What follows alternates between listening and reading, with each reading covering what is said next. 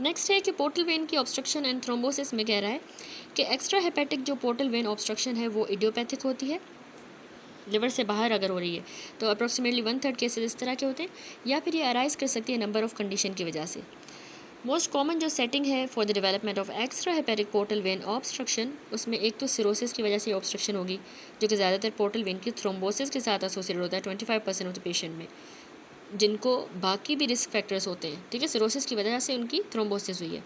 दूसरा, अगर उनको हाइपर कोएगुबल स्टेट है, जैसे कोई माइलोप्रोलिफरेटिव न्यूप्लाज्म है लाइक पॉलीसाइथीमिया वेरा, इनहेरिटेड कोई थ्रोम्बोफिलियासिस है लाइक फैक्टर 5 लेडन, और कोई मिस्केलेनियस हाइपर कोएगुबल कंडीशन है like paroxysmal nocturnal haemoglobinuria and anti phospholipid antibody syndrome. तो इस तरह की हाइपर कोएगुबल स्टेट से भी उसकी थ्रोम्बोसिस हो सकती है। इसके अलावा इन्फ्लामेटरी कोई प्रोसेस जो हमारी स्प्लेनिक वेन को या फिर पोर्टल वेन को इन्वॉल्व करे लाइक पैनक्रियाटाइटिस की वजह से या इंट्रा एब्डोमिनल सेप्सिस की वजह से, तो भी थ्रोम्बस बन सकता है। ट्रॉमा या सर्जरी या अदरवाइज हो सकता है। ये सारे हमने डिस्कस किए एक्स्ट्रा हेपेटिक पोर्टल वेन की ऑब्स्ट्रक्शन हो रही है।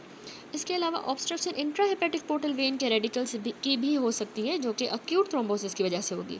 अब इसमें जो थ्रोम्बोसिस है वो इस्केमिक इन्फेक्शन नहीं करवाएगी, बट इंस्टेड ये एक शार्पली डिमार्केटेड एरिया बना देगी रेड ब्लू डिस्कलरेशन का, जिसको हम इन्फाक्ट ऑफ जहन कहते हैं।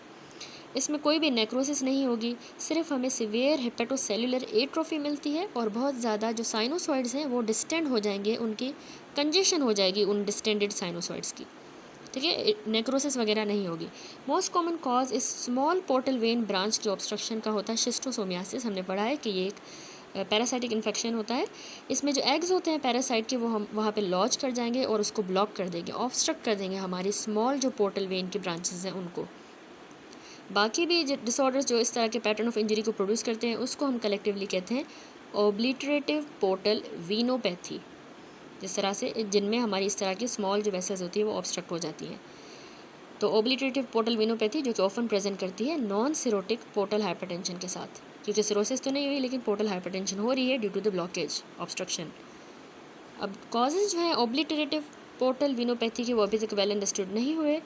ये हो सकता है दोनों अनट्रीटेड और ट्रीटेड HIV डिजीज़ में, और कुछ इंस्टेंसेस में कॉम्प्लिकेशन भी हो सकता है ये एंटी रेट्रोवायरल थेरेपी का। नेक्स्ट, अब डिफरेंट कॉज है। नेक्स्ट है impaired blood flow through the liver.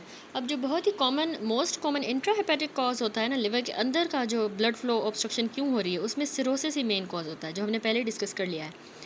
अब इसके अलावा फिजिकली ऑक्लूजन भी हो सकती है हमारे साइनोसॉइड्स की, जो कि सिकल सेल डिजीज़ में होती है, क्योंकि वो रेड सेल क्लम्प करके वहाँ ऑक्लूड करते हैं, या डायसेमिनेटेड इंट्रावास्कुलर कोएगुलेशन में DIC में हो सकता है, एक्लेम्शिया में भी हो सकता है, और इंट्रा साइनोसॉइडल मेटास्टेसिस जब हो जाए सॉलिड ट्यूमर्स की।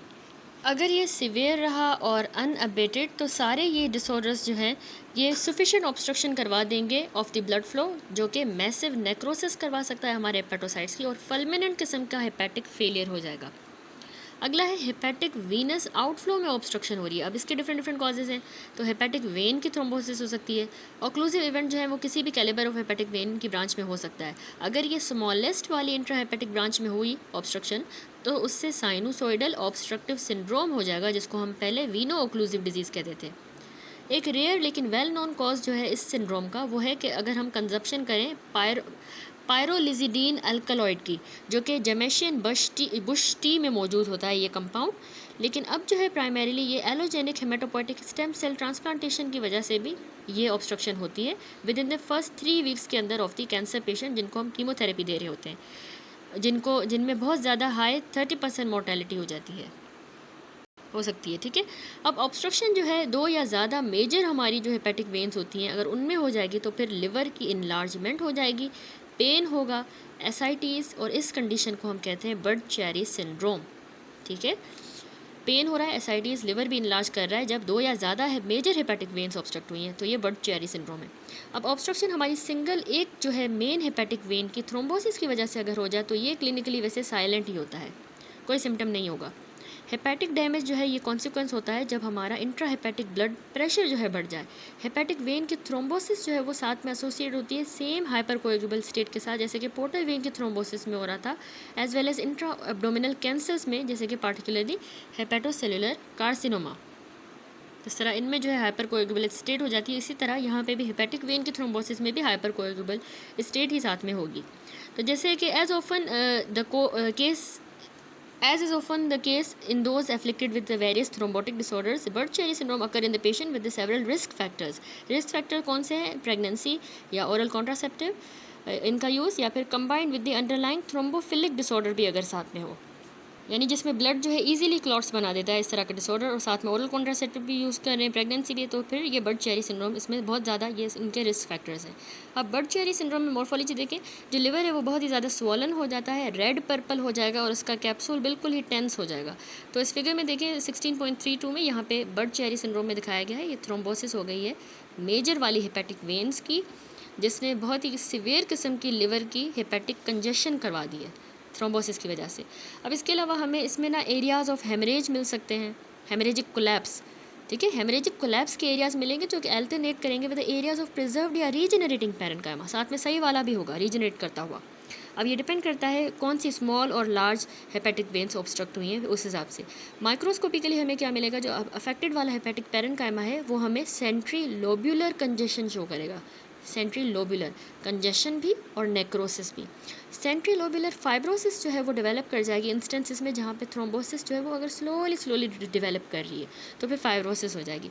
अब मेजर वेन्स जिनमें हमें फ्रेश ऑक्लूसिव थ्रोम्बाई मिलेंगे, या फिर मतलब जो मेजर वेन्स होंगी उसमें हमें फ्रेश किस्म के ऑक्लूसिव थ्रोम्बाई भी मिल सकते हैं, या क्रोनिक केस में हमें ऑर्गेनाइज हुए हुए अडेरेंट थ्रोम्बाई भी मिल सकते हैं। That's it. तो अब कह रहा है कि मोर्टेलिटी जो है अनट्रीटेड वाली जो अक्यूट हेपेटिक वेन थ्रोम्बोसिस है, अनट्रीटेड अगर हमने छोड़ दिया तो उसमें मोर्टेलिटी हो जाएगी, मोर्टेलिटी हाई है। अब कंडीशन रेयर है और उसका ट्रीटमेंट लार्जली एम्पेरिक है, उसमें आता है कि हमने एंटी कोएगुलेशन देना होगा ताकि क्लॉट की प्रोपागेशन ना हो, एंजियोप्लास्टी करेंगे ताकि जो ओक्लूड हो गई हैं वेन्स उनकी पेटेंसी वापस रिस्टोर हो जाए एंजियोप्लास्टी से, और थ्रोम्बोलाइसिस देंगे, ठीक है। इसके अलावा पोर्टोवीनस शंट की क्रिएशन करेंगे या तो इन्वेजिव रेडियोलॉजिक अप्रोच से या सर्जरी से, इन ऑर्डर ताकि हम लिवर को जो है डीकम्प्रेस करें। कंजेशन बहुत ज़्यादा हो गई ना, ब्लड एक्यूमुलेट हो गया है, तो उसको डीकम्प्रेस करने के लिए शंट्स बना देंगे। अब जो क्रोनिक फॉर्म है वो फार लेस लीथल होती है, इतनी लीथल नहीं है, और मोर देन 2/3 जो पेशेंट हैं वो ज़िंदा रहते हैं तकरीबन 5 सालों के बाद क्रोनिक फॉर्म में। दैट्स इट, टॉपिक हमारा यहाँ पे कंप्लीट हो गया। नेक्स्ट टॉपिक है कि पैसिव कंजेशन और सेंट्री लोब्यूलर नेक्रोसिस, ये भी सर्कुलेटरी डिसऑर्डर में उसी का पार्ट है। तो इस तरह की जो हेपेटिक मैनिफेस्टेशंस होती हैं सिस्टेमिक सर्कुलेटरी कॉम्प्रोमाइज़ की, passive congestion and centrilobular necrosis, ये अभी हम कंसीडर साथ करेंगे क्योंकि इनका जो मॉर्फोलॉजिक कंटिन्यूम है वो बिल्कुल एक जैसा ही है। दोनों चेंजेस कॉमनली ऑटोप्सी पे हमें नज़र आते हैं कि उनमें हमें प्री टर्मिनल सर्कुलेटरी फेलियर का एलिमेंट मिलता है in virtually every non traumatic death. Next आता है मॉर्फोलॉजी। तो राइट साइडेड जो कार्डियक डीकम्पेंसेशन है उससे पैसिव कंजेशन हो जाती है हमारे लिवर की, क्योंकि ज़ाहिर सी बात है वहाँ पे वीनस ब्लड आता है, तो अगर राइट साइड पे हमारा जो डीऑक्सीजनेटेड ब्लड वाली साइड होती है हार्ट की, वहाँ पे अगर वो उसका फेलियर हो जाएगा तो हमारा पीछे लिवर जो है कंजेस्ट हो जाएगा, पैसिव कंजेशन। लिवर स्लाइटली हमें इनलार्ज नज़र आएगा, टेंस होगा, साइनोटिक होगा और उसके राउंड एजेस होंगे, ठीक है। माइक्रोस्कोपिकली हमें कंजेशन नज़र आएगी जो कि सेंट्री लोब्यूलर साइनोसॉइड्स में होगी। टाइम के साथ साथ सेंट्री लोब्यूलर वाले जो हेपेटोसाइट्स हैं वो बिल्कुल एट्रोफिक हो जाएंगे और उसके नतीजे में बहुत ज़्यादा एटीन्यूएटेड लिवर सेल प्लेट्स हो जाएंगी, ख़त्म हो जाएंगी, एटीन्यूएट हो जाएंगी। अब अगर लेफ़्ट साइड का कार्डियक फेलियर हो जाता है या शॉक हो जाएगा तो उससे हेपेटिक हाइपोपरफ्यूजन होगी, क्योंकि उसने लेफ़्ट ने ज़ाहिर सी बात है सिस्टेमिकली पंप करना होता है ऑक्सीजनेटेड ब्लड, तो हेपेटिक लिवर की तरफ हाइपोपरफ्यूजन होगी और हाइपोक्सिया हो जाएगा, तो उससे फिर इस्केमिक कोएगुलेटिव नेक्रोसिस हो सकती है हमारे हेपेटोसाइट्स की central region of the lobule में, यानी कि सेंट्री लोब्यूलर नेक्रोसिस होगी, ठीक है। वहाँ पे सेंट्री लोब्यूलर कंजेशन हो रही थी साइनोसाइड्स की और यहाँ पे सेंट्री लोब्यूलर नेक्रोसिस।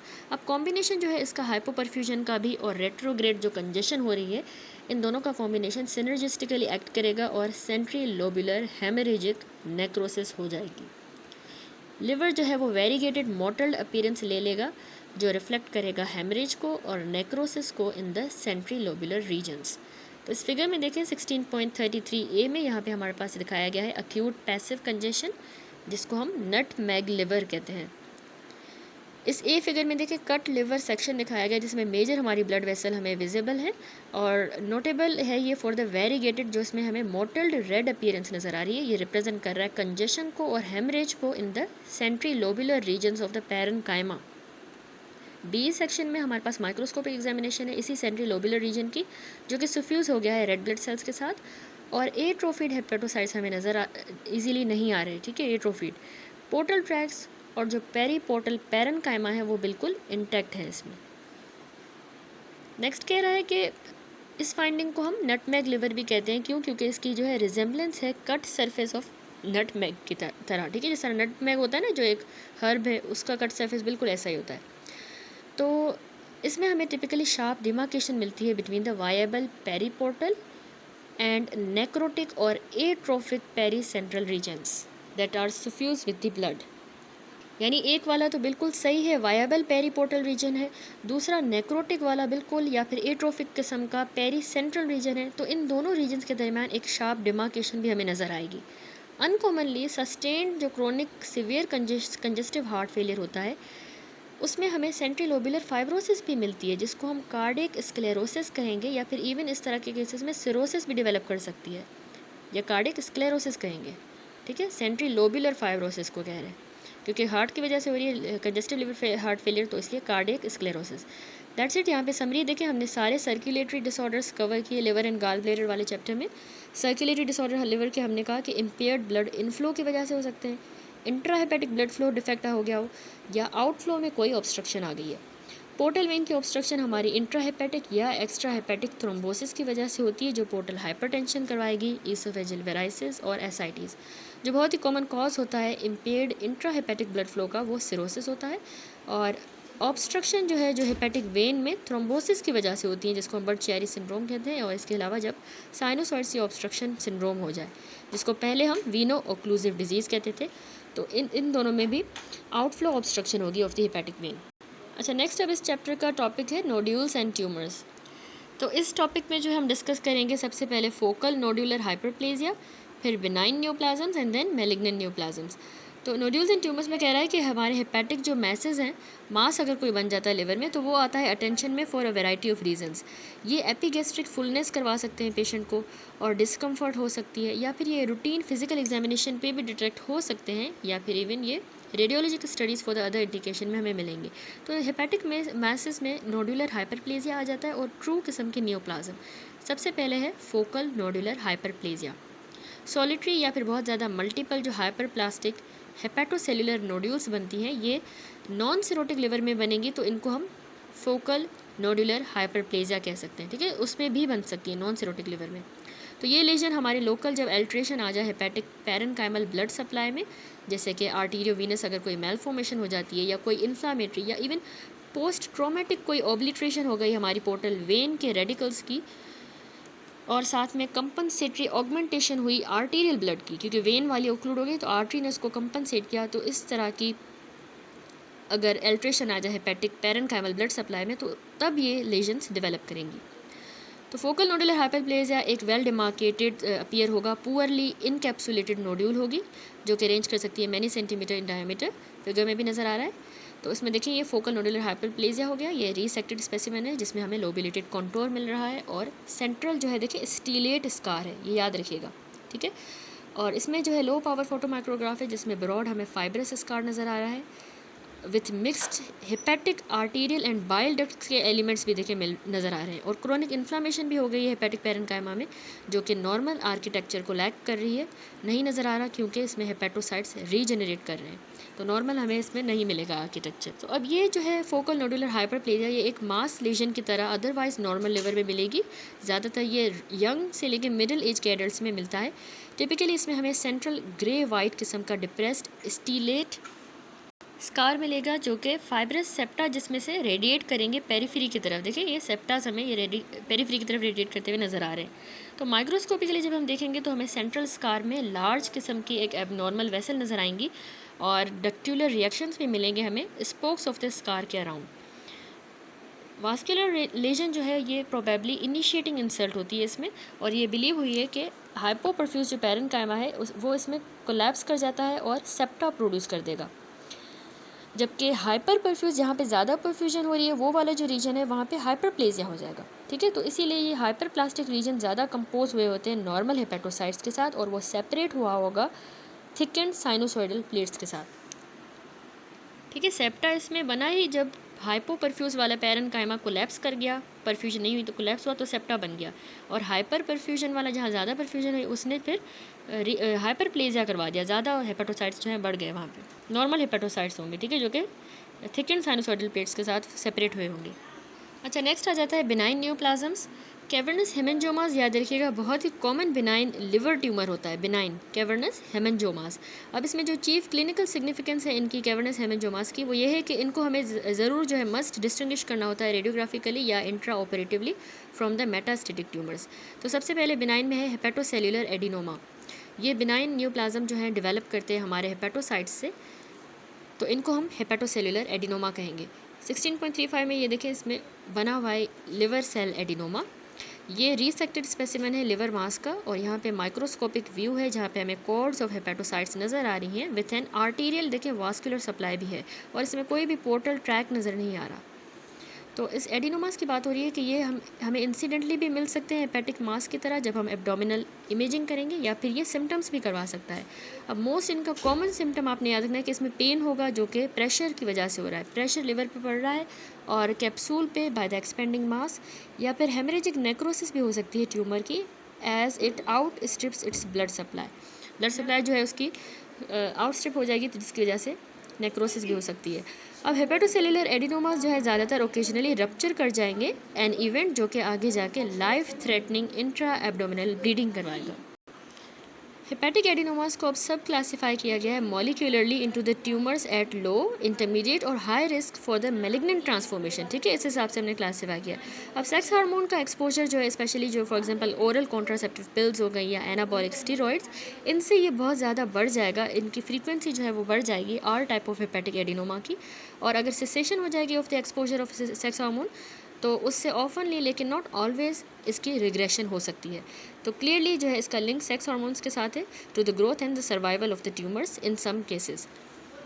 बिनाइन के बाद दूसरे मेलिग्नेंट न्यूप्लाज्म्स होते हैं, हमारे लिवर में हो सकते हैं प्राइमरी या मेटास्टेटिक हो सकते हैं। मेटास्टेटिक वाले ज़्यादा कॉमन है। हमारी यहाँ पर डिस्कशन जो है वो प्राइमरी हेपेटिक ट्यूमर्स पे ज़्यादा फोकस्ड है। मोस्ट प्राइमरी लिवर कैंसर जो है हमारे हेपेटोसाइट से ही आते हैं, अराइज करते हैं, जिनको हम हेपेटोसेल्युलर कार्सिनोमा कहते हैं। मच लेस कॉमन वो कैंसर्स हैं जो बाइल डक्ट के ओरिजिन के हों, जो हमने पहले भी कहा कोलेंजो कार्सिनोमा। बाकी टाइप के जो प्राइमरी लिवर कैंसर हैं जैसे कि हेपेटोब्लास्टोमा जो एक चाइल्डहुड का हेपेटोसेल्युलर ट्यूमर है, और इसके अलावा एंजियोसार्कोमा, ये बहुत ही रेयर ट्यूमर्स हैं to merit the further discussion. तो डिटेल में है हेपेटोसेल्युलर कार्सिनोमा। ये ग्लोबली HCC जो है ये इरोनियसली हम इसको हेपेटोमा भी कहते हैं। तकरीबन 5.4% ये ऑल कैंसर्स है, लेकिन ये इसका इंसिडेंस अब वेरी कर रहा है widely in the different part of the world. More than 85% इस तरह के केसेस उन कंट्रीज़ में होते हैं जहाँ पे क्रोनिक हेपेटाइटिस बी वायरस का इन्फेक्शन हुआ हो। अब हेपेटोसेल्युलर कार्सिनोमा का इंसिडेंस एशिया में ज़्यादा है, जैसे south east China, Korea, Taiwan, सब सहारन अफ्रीका में, जहाँ पे हेपेटाइटिस बी वायरस ट्रांसमिट हो रहा है वर्टिकली, और हमने पहले डिस्कस किया कि जो कैरियर स्टेट होती है वो इन्फेंसी के दौरान ही स्टार्ट हो जाती है। मोरओवर बहुत सी इस तरह की पॉपुलेशन जो है वो एफ्लाटॉक्सिन के साथ भी एक्सपोज होती हैं, जो कि जब कंबाइन करेगी हेपेटाइटिस बी वायरस के इन्फेक्शन के साथ, तो हेपेटोसेल्युलर कार्सिनोमा का रिस्क जो है वो ड्रामेटिकली बढ़ जाएगा। अब जो पीक इंसिडेंस है हेपेटोसेल्युलर कार्सिनोमा का, इस तरह के एरियाज़ में वो 20 to 40 ईयर्स ऑफ एज में होता है, और तकरीबन 50% केसेस में ट्यूमर जो है वो in the absence of cirrhosis जो है डेवलप कर जाएगा, बेशक सिरोसिस ना भी हो। वेस्टर्न कंट्रीज़ में हेपेटोसेल्युलर कार्सिनोमा का इंसिडेंस बढ़ता जा रहा है, largely owing to the increase prevalence of hepatitis C, क्योंकि वहाँ पे ज़्यादा हो रही है। अब number of new hepatocellular carcinoma के केसेस जो हैं ट्रिपल हो गए हैं यूनाइटेड स्टेट में रीसेंट डिकेड्स में, लेकिन इसकी इंसिडेंस अभी तक 8-fold to 30-fold लोअर है कुछ एशियन कंट्रीज़ में।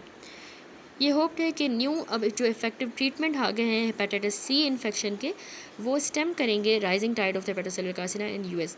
वेस्टर्न पॉपुलेशन में ये कार्सिनोमा 60 ईयर्स ऑफ एज से पहले हो जाता है, और 90% केसेस जो है मेलिग्नेंसी के वो सिरोसिस के बाद इमर्ज करेंगे, जब सिरोसिस इस्टेब्लिश हो जाएगी उसके बाद। अब इसमें जो है प्रोनाउंस्ड मेल प्रीडोमिनेंस ज़्यादा है पूरी दुनिया में, तकरीबन 3:1 है, और लो इंसिडेंस एरियाज़ में इसके अलावा हाई है 8:1 हाई इंसिडेंस एरियाज़ में। ठीक है, मेल प्रीडोमिनेंस। देन हेपेटोसेल्युलर कार्सिनोमा की पैथोजेनेसिस है। क्रोनिक लिवर डिजीज़, इसमें बहुत ही कॉमन सेटिंग होती है इमरजेंस ऑफ हेपेटोसेलुलर कार्सिनोमा की। अब ये क्रोनिक लिवर डिजीज़ की बहुत सी वजूहत है जिसमें हेपेटाइटिस बी इन्फेक्शन भी था।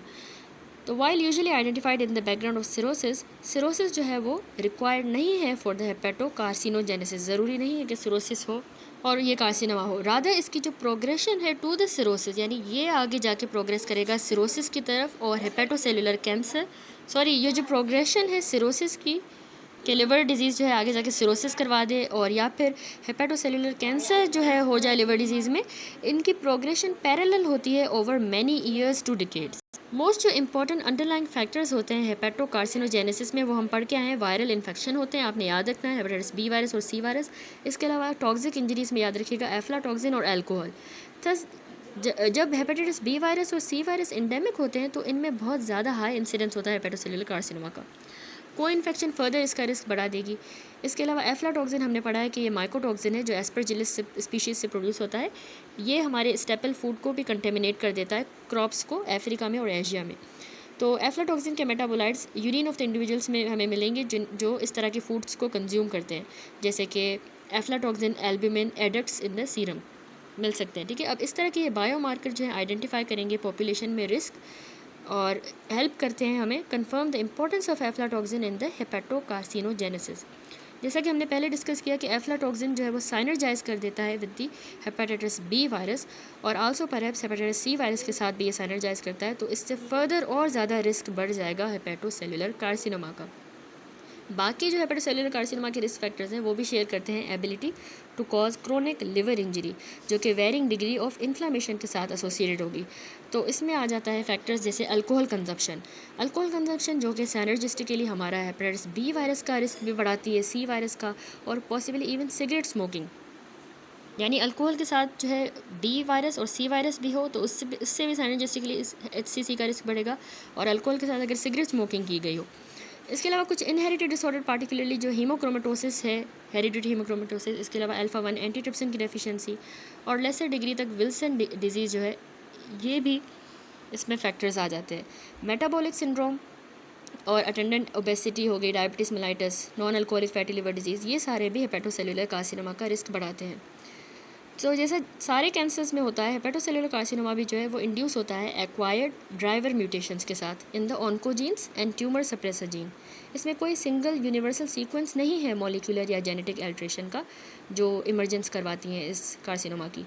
गेन ऑफ फंक्शन म्यूटेशन जो है हमारे बीटा कैटिनिन में और loss of function mutation P53 में, ये इसमें बहुत ही कॉमन 2 ड्राइवर म्यूटेशन है जो आपने मोस्ट इंपॉर्टेंट याद रखनी है। ठीक है, beta catenin mutation identify 40% of HCC में हुई है। इस तरह की ट्यूमर ज़्यादा लाइकली हैं to be unrelated with hepatitis B virus and to demonstrate the genomic instability. TP53 की इनएक्टिवेशन हमें 60% केसेस में तकरीबन मिलती है HCC में। अब इस तरह की ट्यूमर्स जो है स्ट्रांगली एसोसिएटेड होते हैं विद एक्सपोजर टू एफ्लाटॉक्सिन, जो कि अपीयर होता है मैनी केसेस में to be directly responsible for the causative of TP53 mutation. Aflatoxin से एक्सपोजर हुआ, उसने TP53 म्यूटेशन कराई और फिर जो है हेपेटोसेलुलर कार्सिनोमा हुआ। 60% केसेस में ऐसा मिलता है। तो हेपेटोसेलुलर कार्सिनोमा ऑफन अराइज करता है किसी प्री मैलिग्नेंट प्रीकर्सर लेजन से। हेपेटिक एडिनोमा हमने ऊपर डिस्कस किया ऑलरेडी, तो कुछ जो है वो बीटा कैटिनिन एक्टिवेटिंग म्यूटेशंस को कैरी कर रहे होते हैं hepatic adenomas. Chronic liver disease जो है वो एसोसिएटेड होती है सेलुलर डिस्प्लेजिया के साथ, जिसको हम लार्ज सेल चेंज कहते हैं। ठीक है, सेलुलर ये डिस्प्लेजिया होता है, और स्मॉल सेल चेंज भी हो सकता है क्रोनिक लिवर डिजीज़ में। तो ये इस तरह के हमें मिल सकते हैं किसी भी stage of the chronic liver disease में, चेंजेस बिफोर या after the development of cirrhosis, और ये सर्व करते हैं to indicate which patient need more aggressive cancer surveillance. Dysplastic nodules ज़्यादातर हमें सिरोसिस में मिलेंगी। ठीक है, सिरोसिस में या तो रेडियोलॉजिकली हमें नज़र आएंगी या फिर रीसेक्टेड स्पेसिमेन में including the explants. Low grade के जो डिस्प्लास्टिक नोड्यूल्स हैं ये हमें मिल भी सकती हैं या नहीं भी, जो है इनमें ट्रांसफॉर्मेशन हो भी सकती है, नहीं भी हो सकती to the high grade lesion, लेकिन ये लो ग्रेड वाली इंडिकेट करती हैं higher risk for the hepatocellular carcinoma. अब हाई ग्रेड वाले जो डिस्प्लास्टिक नोड्यूल्स हैं वो प्रोबेबली ज़्यादा इंपॉर्टेंट प्रीकर्सर्स होते हैं हेपेटोसेलुलर कार्सिनोमा के वायरल हेपेटाइटिस में और अल्कोहलिक लिवर डिजीज़ में। ठीक है, हाई ग्रेड में ओवर्ट हेपेटोसेलुलर कार्सिनोमा हमें मिलता है हाई ग्रेड डिस्प्लास्टिक नोड्यूल्स में इन द बायोप्सी और रीसेक्शन स्पेसिमेन। देन अब मॉर्फोलॉजी है, तो हेपेटोसेलुलर कार्सिनोमा हमें ग्रॉसली तो नंबर 1 यूनिफोकल, यूजुअली एक लार्ज मास की तरह नज़र आएगा। 16.37 में देखिए यहाँ हेपेटोसेलुलर कार्सिनोमा दिखाया गया है। ये लिवर में से रिमूव किया गया है ऑटोप्सी पे, जो कि हमें यूनिफोकल सा एक मैसिव न्यूप्लाज्म मिलेगा और ये रिप्लेस कर रहा है हमारे most of the right hepatic lobe को in the non cirrhotic liver. ठीक है, सिरोसिस नहीं है बेशक लिवर में। बी फिगर में मेलिग्नेंट हेपेटोसाइट्स हैं जो कि ग्रो कर रहे हैं distorted versions of normal architecture में। ये देखिए लार्ज सूडो एसिनार स्पेसेस हैं, essentially malformed, dilated bile canaliculi भी नज़र आ रहे हैं और हेपेटोसाइट के जो ट्रेबिकुला हैं वो बिल्कुल थिकेंड हो गए हैं। तो नंबर 2 हमें जो है मल्टीफोकल वाइडली डिस्ट्रीब्यूटेड नोड्यूल्स जो है वो भी नज़र आ सकती हैं वेरिएबल साइज़ की, या फिर हमें डिफ्यूजली इनफिल्ट्रेटिव कैंसर मिलेगा। ठीक है, जो परमिएट करेगा वाइडली और कभी कभार पूरे लिवर को जो है वो कैंसर इन्वॉल्व कर देगा। समटाइम हेपेटोसेलुलर कार्सिनोमा हमारी डिस्प्लास्टिक नोड्यूल्स से भी अराइज कर सकते हैं। तो इस फिगर में हमने देखा कि डिस्प्लास्टिक जो नोड्यूल है उससे ये हेपेटोसेलुलर कार्सिनोमा भी अराइज कर सकता है।